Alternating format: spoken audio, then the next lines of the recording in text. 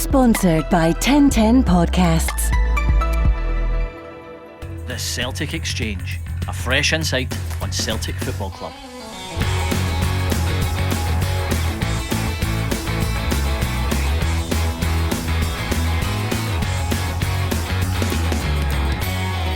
Welcome to episode 31 of the Celtic Exchange. This is Tino, and today I'm joined by Myth and Paddy. It's been a manic time for Ange Postecoglou since he was appointed Celtic manager back in early June, but that's all about to be lifted by several notches as he prepares for his first competitive fixture against FC Midtjylland in this week's Champions League qualifier. He goes into the game with a squad that on paper at least looks underprepared for such a game, and he'll need to dig deep into his vast well of experience if we're to come out the other side on this one. Myth, we've got a busy agenda this week, but the main thing is the return of competitive football in the game v Midtjylland. How are you feeling about it? Hello Tino, hello Paddy, hello listeners. I'm feeling excited, mainly because I've pulled a ticket. Me and my boy have come out the draw, so delighted at that, delighted to be returning to Celtic Park. As for the result itself, I am low on expectation, and I'm low on expectation just purely on the basis of the composition of the squad, and by the sounds of it and the looks of it, a lot of our experienced players will be missing for one reason or another. I have to say I'm in agreement with the manager's stance on that, on only focusing his energies on players who want to be there and who are willing, because I think that was a fatal mistake that we made last season, albeit for the right reasons, in the sense that you just hoped that the players were going to be classy enough and good enough to see us through. Yes, very excited, going back to Celtic Park, very excited for the game tomorrow night, but fairly low on expectation, just given that clearly, based on how the manager's speaking, the business hasn't been done that I think he was expecting and hoping for. I think that's definitely the case. Paddy, what about yourself? Are you nervous for tomorrow, or like Myth, is it more a case of excitement? I wouldn't say I'm nervous. I'm kind of just of the opinion that we'll see what happens tomorrow night. I think I can agree with what Myth is saying. There is low expectations. First and foremost for me, Ange can't carry the can for this tomorrow night. If things go the way that we don't want to go and we get knocked out early doors here, he can't be carrying the can. I've seen a few people speak on Twitter today saying about, we've known for a long time that we're going to need a right back. Definitely, we have known for a long time, but at the same time, you also need your manager in. You also kind of see how the team's going to need how to set up for the season.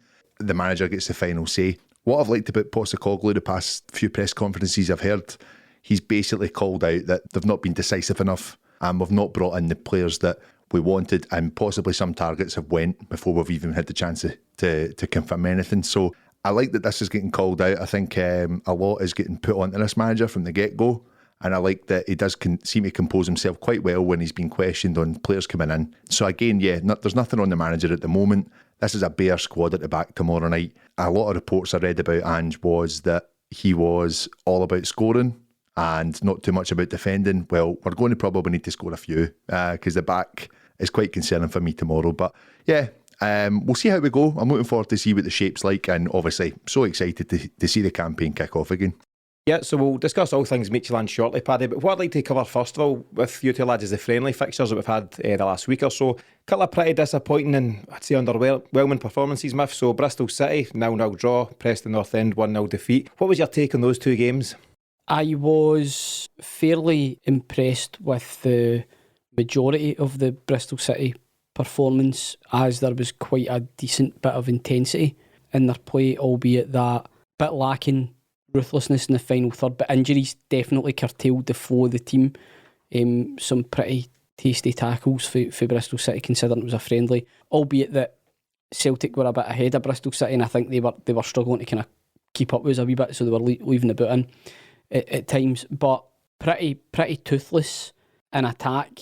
I mean, the one thing, I know Ajeti is the subject of a lot of debate in the support. Some people have completely written him off. Some people think he's a deadly finisher waiting to happen given the right service. Where I've landed on him is he's clearly a talented guy, but cannot under any circumstance play up front on his own. He just doesn't offer enough movement and doesn't hold the ball up well enough. So for me, I think that's where a lot of our problems stem, is that we don't seem to have the right type of striker in the squad for the way that the team wants to play. You could argue that we've got Odsonne Edouard, but you're probably opening a can of worms there, because A, does he want to stay and play, and B, is he going to fit in with the way that Ange wants his striker to, because Edouard would kind of more be a drop-off type of striker rather than somebody that's going to run in behind. But in any case, going back to the games, I was reasonably impressed with the Bristol City performance. Less so against Preston, but again, Montgomery being on one wing, Moffat and the other, Ralston Taylor playing, I wouldn't like to think that that's going to be the kind of the width and the front kind of five that we're going to be going with. So, you know, he seemed in the Preston game to have a kind of half and half type approach where he mixed it up, and there was nice spells of play. I thought in particular Turnbull and McGregor absolutely shone, because you could hear Ange bellowing at how he wanted them to play quicker, faster, move the ball. You can still see the remnants of last season in some of the players in terms of being shorn of confidence and taking that extra touch and being maybe a wee bit more hesitant when they're moving the ball. You don't really get that for Turnbull and McGregor. They seem to play, you know, on the half turn, head up, move the ball quickly. Unfortunately for Ange, I don't think he has the players, or the majority of the players in the squad, to play the way that he wants to play. You can see he's trying to put his imprint on the team. I like what he's trying to do. I can see that if it does work, it's going to be great to watch. But right now, we're at the painful bit where he's asking players who aren't capable, who don't have the technical ability or the wherewithal to take a touch, move the ball quickly and move. They just don't feel comfortable doing that. You can see them. You know, it's almost like they're passing the ball, they're slowing down when they should be speeding up. You know, all those, it's just wee slight technical things that, unfortunately, the composition of the squad just now doesn't allow them to play exactly the way the manager wants to play, and you can see just wee signs of frustration in them because of that. Yeah, and I think that's pretty evident, and that's the thing, you know, we all know what McGregor and Turnbull can do. Very talented guys, very technical, but they're two guys out of 11. You can only be as good as the guys that are around you. I mean, my key question for this section was, do we lack firepower? You've mentioned Ajeti, and perhaps he can perform as part of a front two. We don't know about Edouard. Griffiths is obviously making the headlines and is very much part of the Champions League squad by the sounds of it. I mean, where do we stand on that, Paddy? Obviously, we've signed Furuhashi and it'll be a couple of weeks perhaps before we see him. But is that the problem? I mean, 2 friendlies, 0 goals. I mean, I'm not reading too much into it, to be honest. I understand, you know, at the end of a 10-day camp, you want to see results. I think actually what we're seeing is a lot of players, the training's caught up with them a bit. I think both games, I can agree with what you were saying with Bristol City. We didn't look at under any pressure, to be honest. We close the ball down very quickly after we lose it, and I think that's son good to see. Just very quick on the City game, I felt normally in a pre-season game you wouldn't get 2 banks or 5 just sitting in, and that's what City did. They really sat deep, and it was almost like what you were playing a lower division team. They just totally camped in. Maybe a sign for their season to come, to be honest. Maybe it's something they're working on.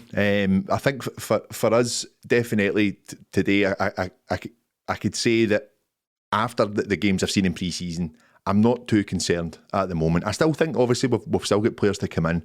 But Jamie mentioned not too long ago in some of the podcasts that after the Euros finished, that's effectively the beginning of our transfer window. You've kind of got to look at the strike force we've got. So you're looking at someone like Ajeti up front. The service he was kind of getting in those games, and I can agree with what you're coming. Maybe it comes down to the movement for him, but again, I think when you're firing on all cylinders, that movement naturally comes as a forward, and I think that's still he's still got to kind of find his way. For me personally, his first 2 games in pre-season, I thought he was solid. I think he's looking a lot leaner. He's looking a lot more up for the game. He wants to be involved in every bit of play. And I think that when you've got young guys like Moffat and you've got Montgomery as his service for the first half the other day, they didn't really seem to have... Everything came down the left for me on Saturday. And I don't think there was much going on between Taylor and Montgomery. And I didn't see much for the right, and bar a wild shot from, or wild tackle from Anthony Ralston. Young Moffat didn't really get into the game much, and again, as a young player, I think there's potential there, definitely. But the service for our strikers is still to come. I think we're early days in kind of judging the attacking side of things, because we've not really seen our starting 11, what we think will be our starting 11, really have a run out yet. So I'm not too concerned about that. It's the back I'm concerned about. Yeah, that's true. And I think any striker is only as good as the service. So, you know, maybe a bit of a defence for Ajeti there. Taking aside, Paddy, all things, you know, tactical and personnel on Saturday, you were lucky enough to be there. How was it at Celtic Park? Yeah, it was amazing. You know, such a small crowd, but my God, they made themselves heard. Some more than others. To be honest, coming up past Kilmarnock Station and walking up towards the stadium, it was very emotional. Really? It was...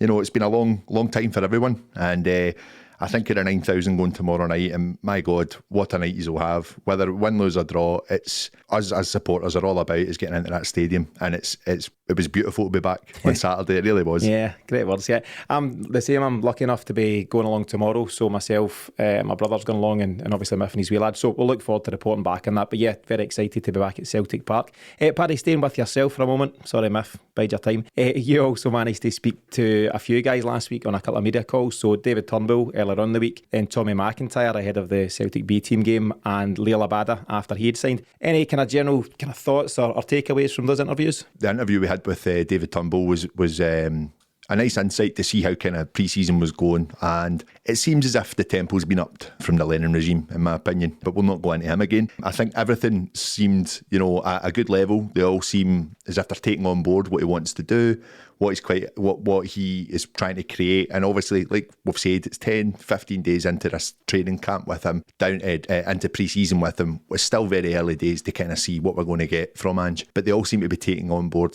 this mentality that the game doesn't stop. The chat we had with Tommy McIntyre, really, I thought a good insight to what the season's going to hold in the Lowlands League. He took the pressure off the boys straight away by saying that, what we're going up against, the teams we're going up against, they're no mugs. They've played this kind of football for a long time, and this is all young players going into this. And you could see on Saturday it was a tough game for them, but from what I've heard, they had their chances as well. I wasn't able to see the game, but Tommy spoke very well about the up-and-coming season, and what that link between the first team and the Colts could be this season as well, because I do think we're going to see a lot of the young guys given a chance, especially after the pre-season. Abada was a good inside view to his move and how that's all came about, and his words for Celtic so far, it seems like a dream move for him. So yeah, great respect for him, and obviously we wish him all the best, and hopefully he can go and do a job for us. Yeah, great stuff, Paddy. So if anyone wants to hear those interviews, all three in full are on our YouTube page, so just search the Celtic Exchange on YouTube and you can catch them there.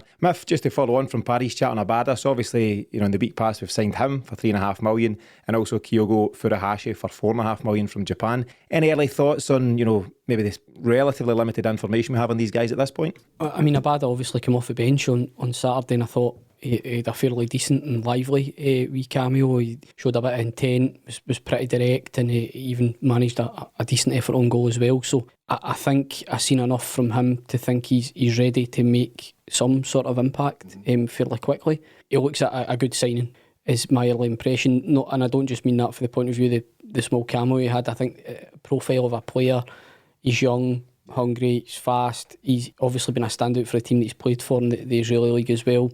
Rather than other profiles of signings that we've went for that particular agent. I think this one's probably got a bit more scope to do well. In terms of Furuhashi, it seems to be a wee bit left field. It's obviously been driven by Ange, and B, then when you look at the videos, technically he looks very assured, both feet, making really penetrative runs and behind the defence and behind packed defences with not a lot of space. That's the type of player we need. If you looked at videos before, the likes of Bayo, Klamala, they'd be running into acres of green grass with a ball over the top.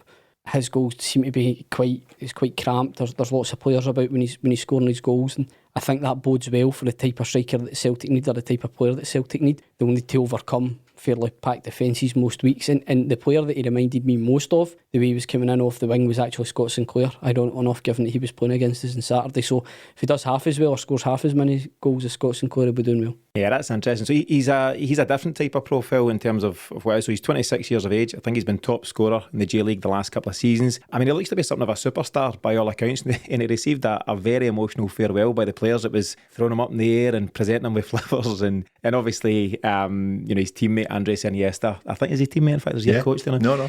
He gave him a glowing reference, and I think if Iniesta's telling you you're a decent player, that'll do for me. He's also been capped for Japan, so I think he's got 6 caps and 3 goals there. Abada slightly different, obviously a younger lad. He's 19, arriving from Maccabi Petah Tikva, 20 goals in 76 games. So unlike maybe a guy like Owen Moffat or some of the young guys coming into our squad at 19. This guy's also 19, but he's got 76 senior games of football under his belt, made his debut at 17, and he's also been capped. So, I mean, what's your take, Paddy? Are you excited by these kind of guys? Yeah, absolutely. I showed a bit of concern to some of my friends during the week about another Duhan signing, to be honest. I'm kind of mixed on some of the players that we'll seem to have brought in with this guy, and to be honest, I thought it was a Neil Lennon link, but it just seems to be definitely just a Celtic link. For me, obviously, time will tell with Abada. I did like the look of him on Saturday. I thought he threw himself into the game, and some glimmers of pace.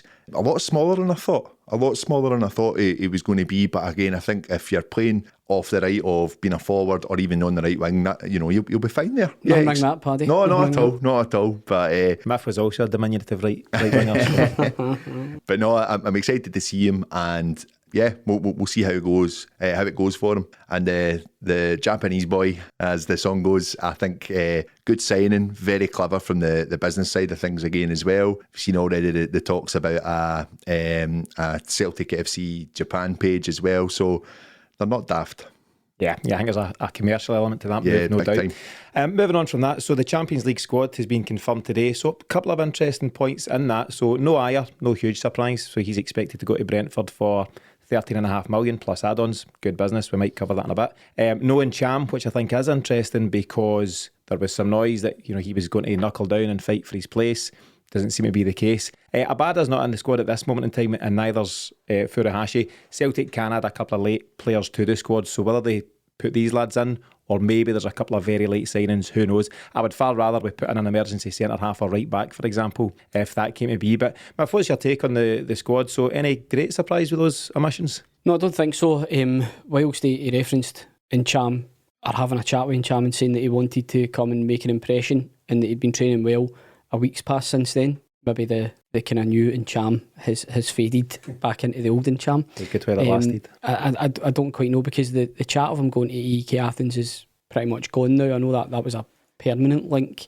The only thing I can say on Ntcham, just obviously I understand he's not been part of the team. He was also late in joining up for like a full start of pre-season. So I don't know. He didn't feature. He only featured second half in Charlton. I think he didn't feature against Bristol City, and he didn't feature against Preston either. I'm wondering if he's basically said, "Well, you're not ready for a squad yet." But from what I've seen, and I'm going by 2 social media posts by Ntcham, is that he's here. He's here for the next season, definitely, and wants to be part of the team. So yeah, but interesting he's not in that squad, and I wonder if that can be adjusted later on if we manage to qualify. Another interesting point from Ange today, one of his quotes was that he basically says he'll only be picking players who have both the physical and mental mindset to play. So maybe he feels that perhaps when Ntcham, maybe a bit of both, maybe his head's not quite there yet, and maybe he's physically not quite ready, who knows. But it seems to be in a similar way to Rodgers, who said, you only play for me once you're at a certain body fat and a certain level of fitness. Maybe there's something like that going on. I mean, another guy who perhaps falls into that bracket, he's in the squad,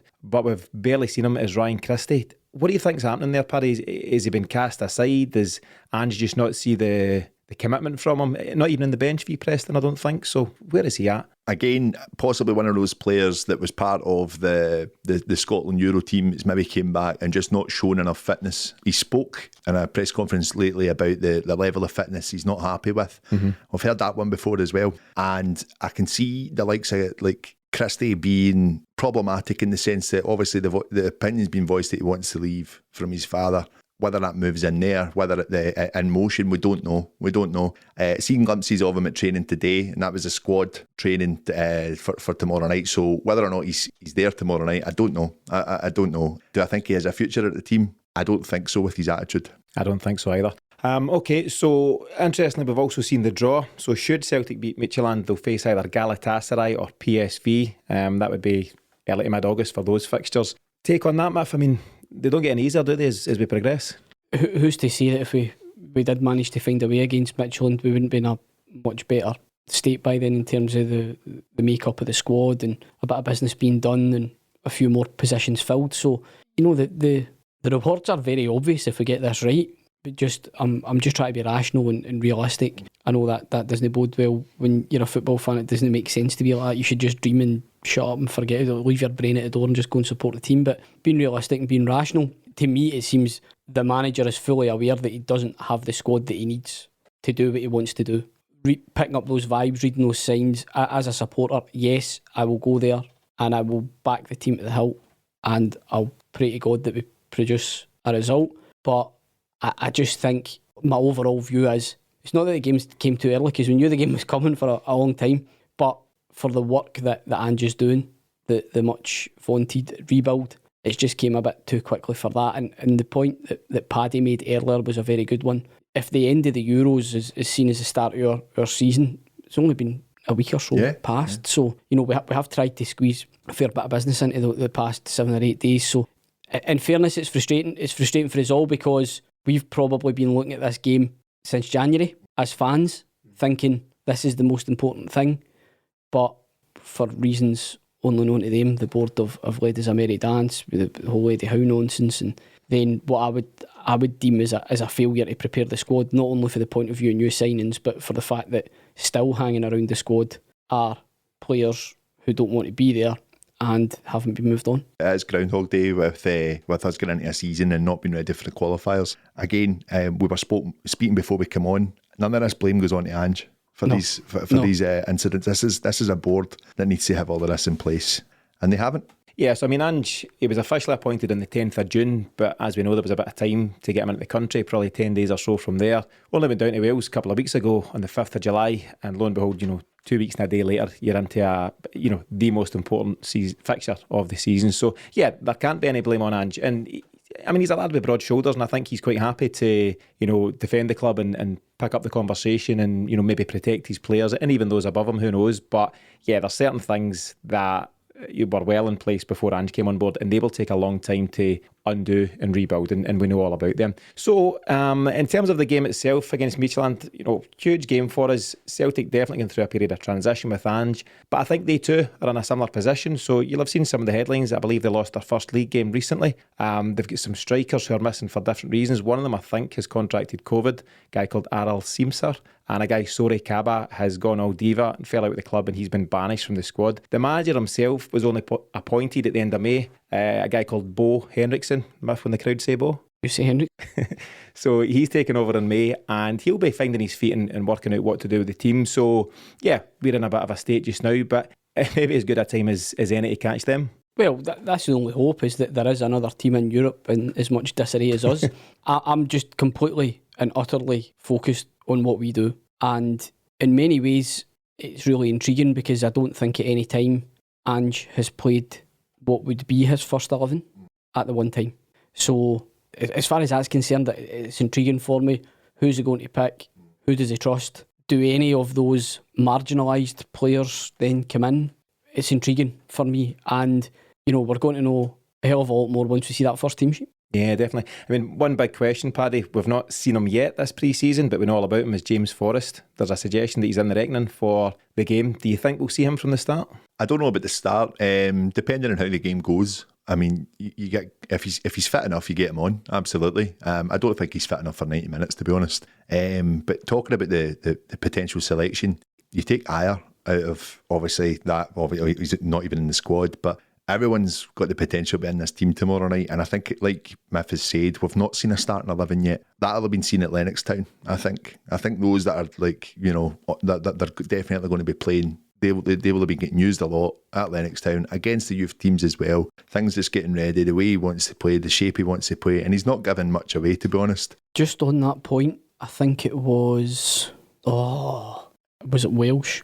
I'd seen quoted on one of the websites today saying this has been the only thing we've been focused on, was this game, the Midtjylland game. But since Ange's come in the door, that's all he's focused on. So he's focused on the way he wants to play for it, the shape for it, the line-up for it. So that could be the case. There has been some injuries around that, which would be unfortunate. I think Karamoko being the most obvious one, and possibly Mikey as well, that both of them offering a bit of width on either wing would have been, fairly exciting for me as a fan. I would have been delighted to have seen that. But I think Ange's frustrations obviously came for the fact that probably had an idea of how he wants to go, and that quite close to the game has curtailed him, and it's mainly that's a frustration for him. That is just that's my summary of it, albeit that I don't think we've done the business either that he would have liked.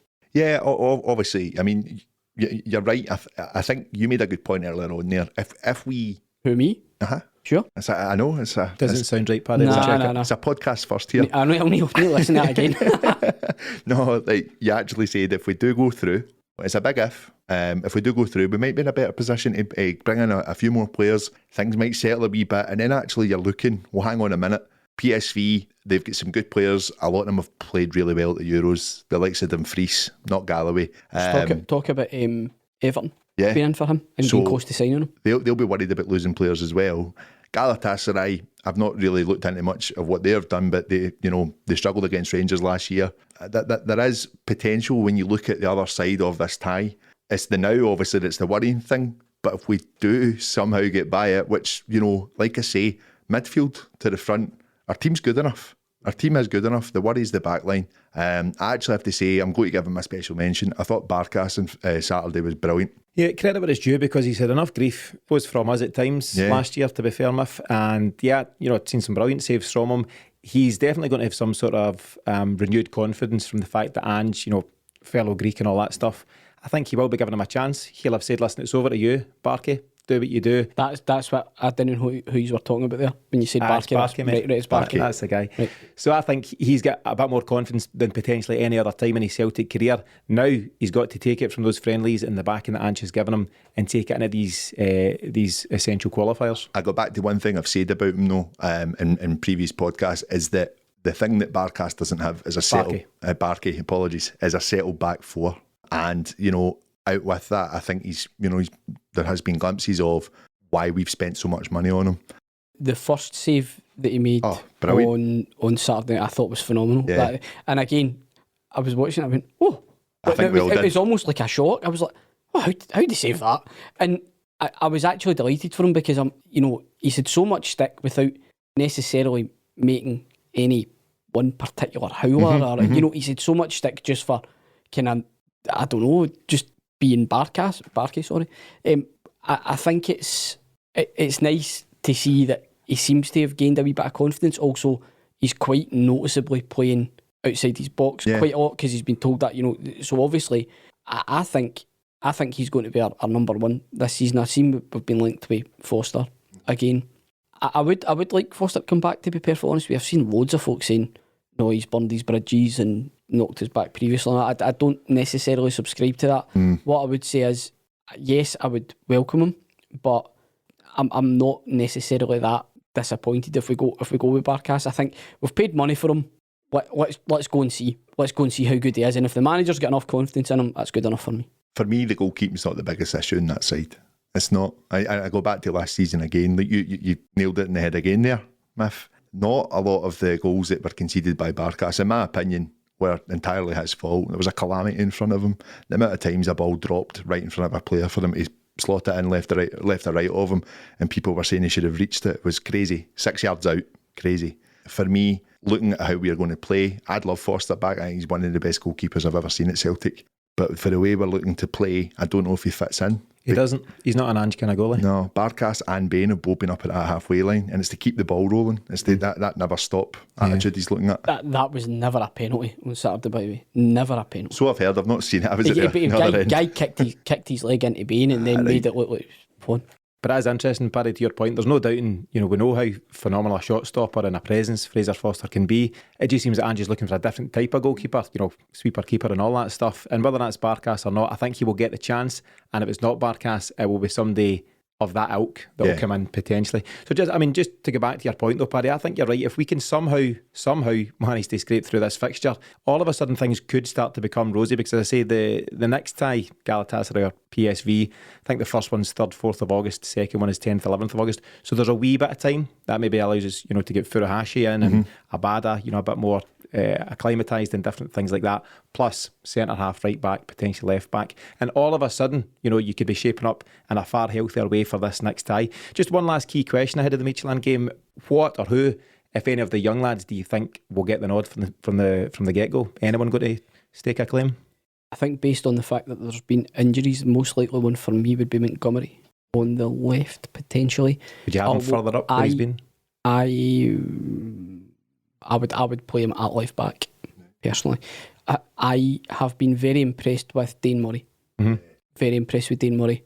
He's pretty raw, but seems to just cover the ground really, really well. And he, a few times on Saturday, was left one-on-one. He seemed quite comfortable defending one-on-one. He held as well, actually, at times. At times, like, he's really got a bit of pace about him. Aye. So I think for me, if I had to say one youngster, it would be Montgomery at left back. Would be for me, because I think he's better just coming for left back rather than being expected to create on the left wing. I agree with you there. I agree with you. I'm going a bit left field for two of my choices. I can actually maybe see Bolingoli getting the start, and then now the reason I'm saying that is going back to this experience thing, and he's possibly looking at, you know, who's the fittest at the moment, and you go with the player that's had the bit of experience and is fittest that's going to start.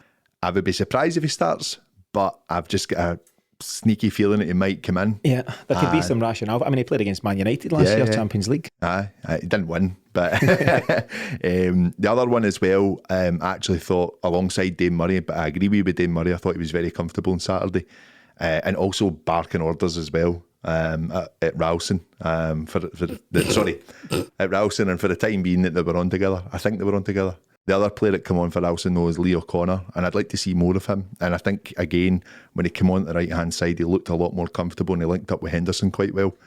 And what's interesting there, Paddy, so obviously, you know, we've talked about Ralston a lot, but Ralston went to St Johnstone on loan, didn't really work out. I think maybe Dundee United as well. It's just not worked for him, whereas O'Connor's gone down there and played just about a full season for Tranmere. So he's got games under his belt, and recently too. You know, Ralston barely featured last year. He was always on the bench, but barely featured. So why would O'Connor not be ahead of him in the pecking order? I don't know what's going on there. O'Connor also, I think he made his international debut for Ireland in June as well in a friendly.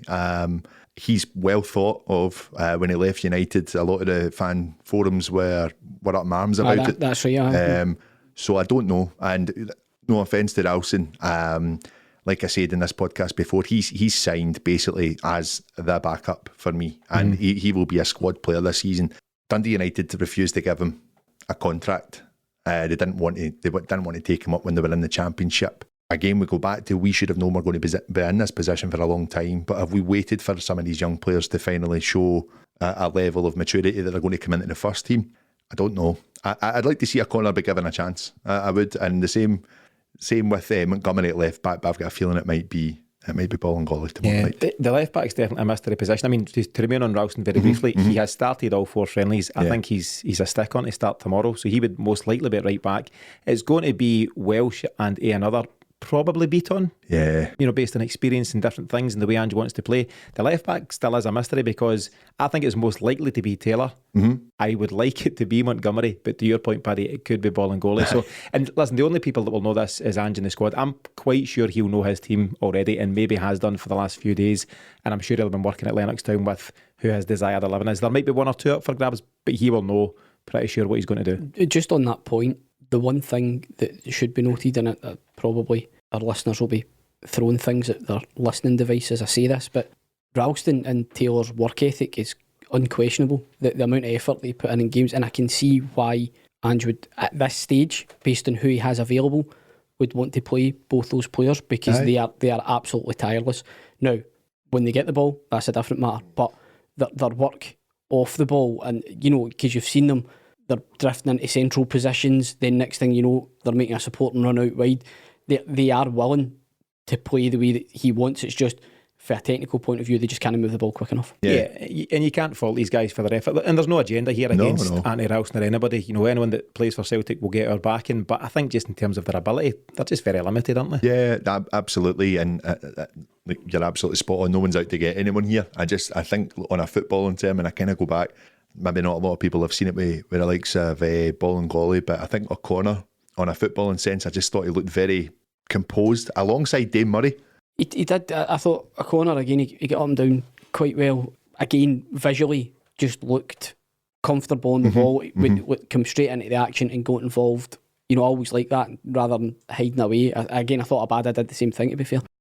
But the O'Connor one's a strange one. You know, highly rated youngster, been out on loan, like you said. You know, it fits the profile of somebody that would now come in and get their chance when the squad is so light. But he hasn't exactly, you know, Ralston seems to have been heavily favoured during pre-season. Yeah, I think as we touched on in last week's show, there will be no better time for these young guys to stake a claim to play first team football. So it will remain to be seen. Tomorrow, the game against Beachland will be really, really interesting, and we'll see who gets the nod then. So obviously another key point of the game, as we touched on earlier in the show, is the fact that 9,000 fans will be there. What kind of difference do you think this is going to make to how the team perform? Huge difference. Now, it can go one or two ways. We know there's a lot of anger that's been built up in the last season. So if we don't get off to a good start, that's not good.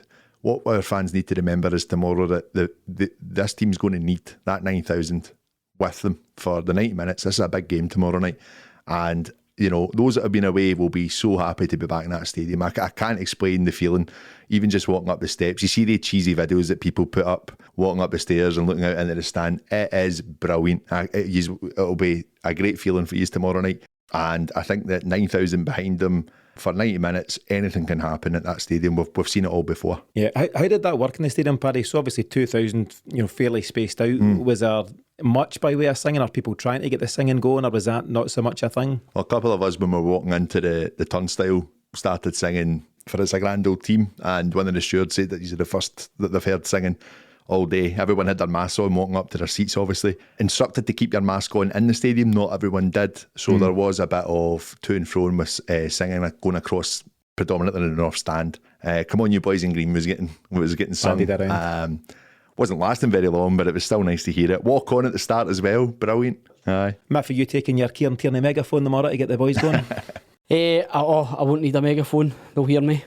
They'll hear me. I'm really, really looking forward to it. I just can't wait, and I'll be singing my heart out. Yeah, what were your wee lad excited? When I told him, he was just absolutely delighted. It's weird because that's something we've went to. I mean, he's the season ticket fee's been 4, I think. So the fact that we've went so long without being there, it's just it's been pretty tough. And even things like, I mean, it's going to be interesting for us guys coming for the East, because they've got their cycle lane up. So it's going to be a test case to see how good the access is going to be, because it's down to one lane coming in and going back out. So it should be quite. You'll be fine. Should be quite interesting. But with only 9,000 there, it shouldn't test it too much. Aye. But even with things like he's missed going on the bus, he's got a wee group of pals that he's got on the bus and all that brilliant. sort of thing. So just going back to it is just unbelievable. So I look forward to telling you all about it next week. Hopefully with a wee victory under our belt. Yeah, and that's what it's all about, Miff. So hope it's a great night for him and all concerned. So other big news that's landed is that, as expected, Callum McGregor has been confirmed as a new club captain. So a short-lived reign for Albion Ayeti. It was good while it lasted for him. Game and a half, maybe not even. What do you think, Paddy? The right call? I've spoke to friends about this not too long ago. I was 50-50 on the matter. I think he's the right candidate in the sense that he's obviously been at the club the longest. He's got the respect of the players that have been there for a bit, and I think that the fans know what McGregor's all about. They know what he's taken from the likes of Brown and other leaders that have been at the club as well. For me, I'm not at training every day. I'm not on the park with him, so hopefully I'm totally wrong. But I mentioned to some of the guys that I would hate to kind of be behind at Ibrox, for example, 1-0 down. Do I see McGregor as the one that's going to rally the team and get them going again? I'm not so sure. Do I want to be proven wrong? Absolutely. Yeah, I'm in a similar position to that, Paddy. So we've spoken at length for the last few months when we knew Scott Brown was moving on. My impression at that time was that Callum McGregor wasn't or isn't an actual leader. I may very well be wrong with that. And listen, you don't have to be the balling and shouting captain, particularly in the modern game as well. And perhaps he carries the message very well. He's obviously had detailed conversations with Ange Postecoglou, and he feels he's the right man. And listen, maybe he feels he's the right man because he's the only man to take on the job just now. Maybe he's got limited options, but as long as he's the skipper and playing for Celtic, he will get the full backing. So good luck to him. What about yourself, Miff? Well, based on last season, I would have said no, just because I didn't think that he looked like he was inspiring the team, although the caveat to that is they were all struggling last season, bar maybe a couple. What I've seen from this season, the way he's been asked to play, he almost looks liberated, I would say. His own personal game seems to be back to where we would like it to be, kind of just moving the ball on quickly.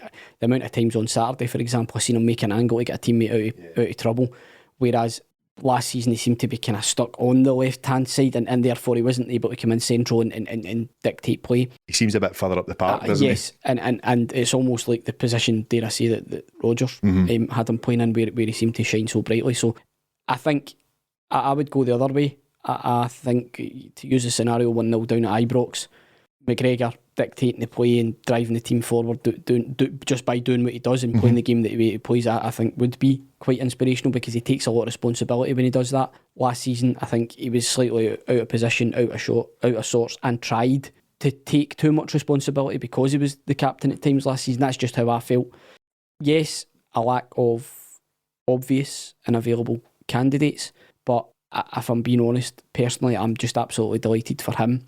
I've mentioned before on the podcast, he fits the profile absolutely of someone who would go down south with my blessing. You know, gave his excellent service to the club, came through at the club, won everything that he possibly could, represented his country, played for Celtic in the Champions League, all that type of thing.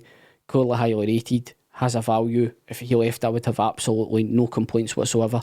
However, for the first time in his Celtic career, the chips have been down, and he stayed and became captain. So I think, you know, looking at that, I look at Callum McGregor now and I think fair play. Yeah, it's also credit to him, the club and the academy, that an academy player has come through and become the captain. And I think there'll be a lot of pride behind the scenes in that. You know, I think as fans, we always love to see one of our own coming through. Maybe the most recent example of that would be Steve McManus, maybe, to become captain. And I'm not sure before that, you've got guys like McNamara and Lenny and different captains over the years. So good to see one of our own coming through. And as I say, best wishes to Callum McGregor. We hope it absolutely works out for him. So, Paddy, as we're starting to wrap up the show, you know I love a scoreline prediction. Can I put you in the spot? What are you giving me for the Midtjylland game and why? I'm going to say, after this podcast, I'm feeling a bit more confident about things. I'm going to go 2-0 Celtic tomorrow. The reason for it is that if we are going to play this type of football that Ange has, been promising us, I think that there's still enough players in that team to go and cause damage to a team that's they had a bad result at the weekend. They don't have a lot of firepower, which makes me feel that whoever's at the back line should have enough to cope with what we're up against. I don't think there's a lot of pace in that team that we're up against tomorrow night, and we just need to take it from the front foot. We've got the crowd behind the players. I had low expectations at the start of this podcast. I'm now going for it. Come on, Celtic. That's what we're here for, Paddy. What about yourself, Muff? That's what happens, Paddy. Just a wee hour in my company. Bang, that's you. World's a better place. I'm going to go 1-1. I think it will be not necessarily attritional. I think probably both teams will have their moments in the game, and I think, you know, 1-1. Whilst I've been fairly pessimistic about our chances of progressing 1-1. At least keeps the tie open. So that's kind of what I've got in my head. We're at home. We'll probably raise it slightly compared to how we've been playing so far this season. Get the starting 11 on the park, and I'm hopeful that we'll see at least an improved level of performance and also a few more chances created. Yeah, and we're in new territory in terms of the away goal rule. So obviously that's been scrapped now. So 1-1 at home wouldn't have been such a good result in years past. Actually not at the bursting, and it would certainly keep us in the tie moving forward. My own prediction, lads, for tomorrow, 2-1 Celtic. The reason, Paddy? Blind faith. Lovely. That'll do. So we'll see how that goes. So it's been an incredible 501 days since fans were last allowed in to witness competitive football at Celtic Park, and for 9,000 of us that wait is finally over as we look forward to officially welcoming Ange and his team to Celtic Park against Midtjylland. He and his new captain Callum McGregor will be determined to get us off to a strong start in a game which will go a long way to determining how his early time here is judged. Whether we're playing Midtjylland, Man United or Maryhill Juniors, winning is always the expectation at Celtic, but Ange will find that out soon enough. Thanks to Miff and Paddy for joining me on today's show, and as always, our thanks to you for listening. If you're enjoying what we do, please continue to support us by sharing this episode with anyone you think will enjoy it, and you can also keep up with us during the week on Twitter, Instagram, Facebook and YouTube. Thanks for listening. We'll see you again next week.